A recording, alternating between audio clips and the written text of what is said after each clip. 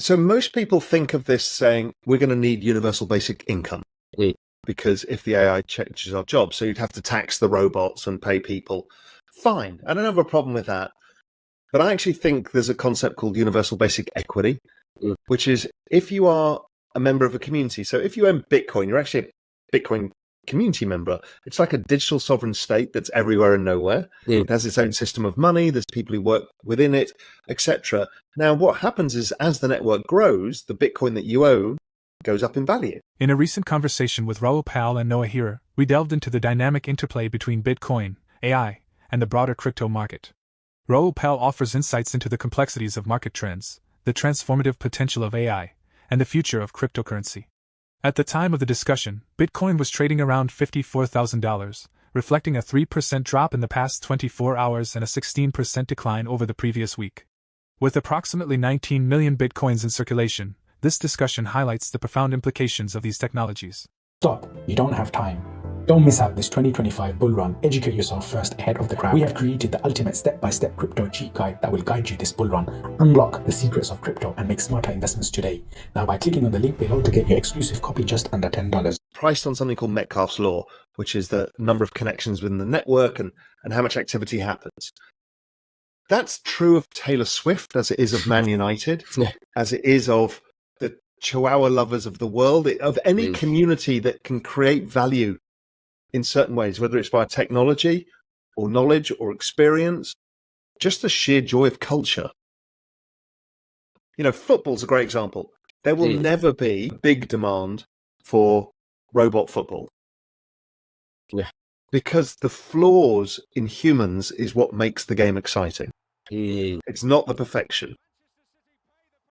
So then, okay, so now we've got this thing, which is sport, which is generally going to be, yes, we've got esports and stuff, but generally physical sports haven't changed for thousands of years. And people like to go there and watch them because they're in person, they're sharing a commonality of interest. And then now online, as opposed to getting a fanzine or something, we can now online share our thoughts, network with each other. Okay, so let's say it's a football club like Man United.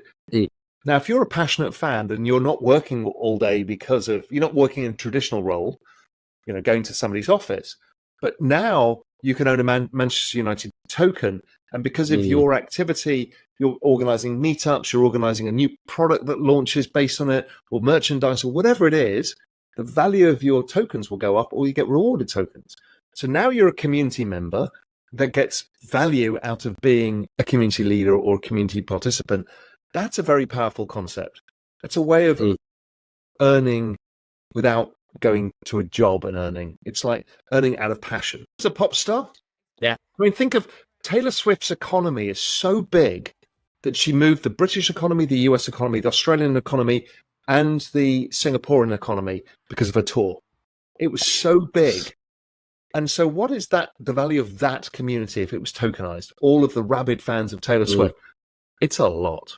It's tens of billions of dollars, maybe more, $100 billion, which she can't capture right now. The only way she can really capture value, because nobody makes money from selling music anymore, is going on tour. It's exhausting, but it's that human connection part. But if you can then extend that to be online, where you participate in that economy, etc., okay, that's a very big concept. As we just heard Raoul Pal passionately discuss the current state and future of Bitcoin and AI, let's dive deeper into his insights on AI's societal impact. Pal draws intriguing parallels between AI's potential economic influence and recent events like Taylor Swift's Eras Tour, which generated billions in economic activity. He also compares AI's transformative power to the global reach of soccer, emphasizing how both have become universal languages that transcend borders. Pal argues that AI's integration across sectors will be even more profound, reshaping industries and creating new economic paradigms. He stresses the importance of early adoption, suggesting that embracing AI now could empower individuals and businesses in their respective fields. Now, let's hear more from Raoul Pal as he elaborates on AI's trajectory and its potential impact on the crypto market and beyond. Look, you hear this a lot, but you need to understand that this is the largest, fastest pace of technological innovation of all time. The invention of AI is so profound that it's maybe as large or maybe even larger than the splitting of the atom, which created almost infinite energy. This creates infinite knowledge, and we've only started. It's really only 2 years old in the format that we know it. So what you've created is a world where we used to charge to have knowledge because it was scarce. A lawyer, an accountant, a doctor, whoever it is, a marketing consultant, whatever it is, you're paying for knowledge. But now knowledge is infinite, because what this really is a tool to tap into all of human knowledge that's been recorded digitally. And then not just like a search engine, which people think of it of. It's not. It kind of understands how you think. It sees how all these humans think and interact, and it looks for patterns and the ability to make sense of all of the world.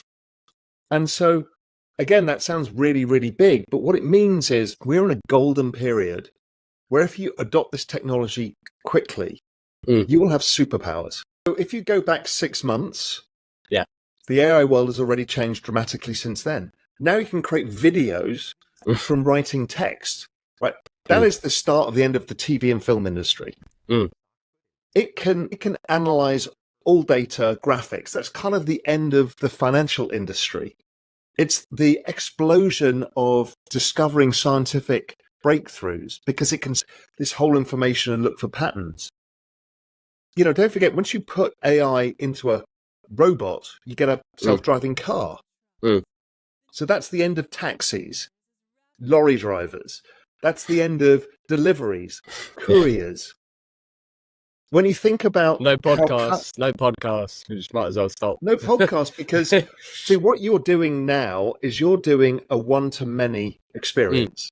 So people come to know as podcasts, they see you talking, and there may be several thousand people watching it. Soon, and I'm developing one shortly that should be out in a month, at least as a beta test, it's a one-to-one podcast experience. So you can talk to me directly. So as opposed to having this conversation, you could speak to my podcast. My eventually in person will also be run by, Optimus robots. So, if they want a tour of the Amazon rainforest, a robot eventually can do it, but we're probably 30 years away from it being able to do that. So yes, I think in-person experiences, events, get-togethers, that's really powerful.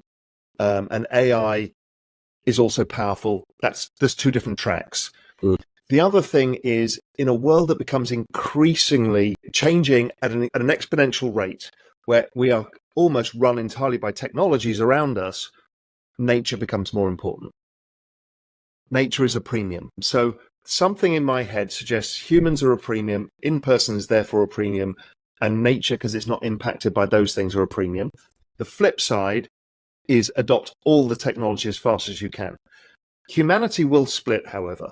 We will have the adopters and the non-adopters, because some people just don't want to. And I think the adopters end up merging with the machines, which is that kind of singularity moment where humans and machines become, how many people wear an Apple Watch or an Oura Ring or your mobile phone? These are just now becoming extensions of us. Yes. And with Neuralink on the brain, all of this stuff, we're going to merge with the machines and become superhumans, and there'll be a bunch of people who won't. And they will become different, and that'll be a split in society that we're yet to understand. But I think the world beyond 2030 becomes really difficult to know. So I kind of think the 6 years, and really the faster you adopt the technology, the more of a superpower you will have versus your competitors. So if we're talking about careers, then do that. But in anything in life, you'll be a better cook, you'll have better relationships. All of these things will happen if you just adopt it as fast as possible and just get over the fear. It's not going to judge you. It's not going to tell anybody else. So you can be stupid with it, and it's okay. I think the biggest key takeaway is abstract all of this away. Yeah. What is our lives? What is our meaning? What is our purpose? Our purpose is quality of life. Everything else is downstream of that. And so the world is changing, but see it through the lens, not of money, career success. What is the quality that I want in my life? How do I want to live my life? And once you make that decision, sure, you might want to be the multi-billionaire, but most people, it's a much simpler thought process. You ask them mountains or beach. Well, which one do I want to live in, or is it a city? How does it have to be? How do I want to feel? Aim for that, because that's an anchor. And my guess is it's closer to nature and closer to some of the other concepts than it is around career and everything else. Those things are just a way of getting there. So I think that is the thing. The faster the world is changing, the more you need to anchor on your quality of life and not your outputs or your economic activity as much, because it is so uncertain. But the chances are, if you adopt this properly and early, you'll be able to achieve that faster than you ever imagined. If you don't, you will definitely not achieve what you think you want. So, you know, it is a matter of retraining, but unlike any other retraining, you can do this instantly because you don't need to be an expert. It's not like I need to retrain from being a steel worker to a computer programmer. But that requires a huge knowledge curve. This requires no knowledge curve. Why? Because you just ask it how to do it.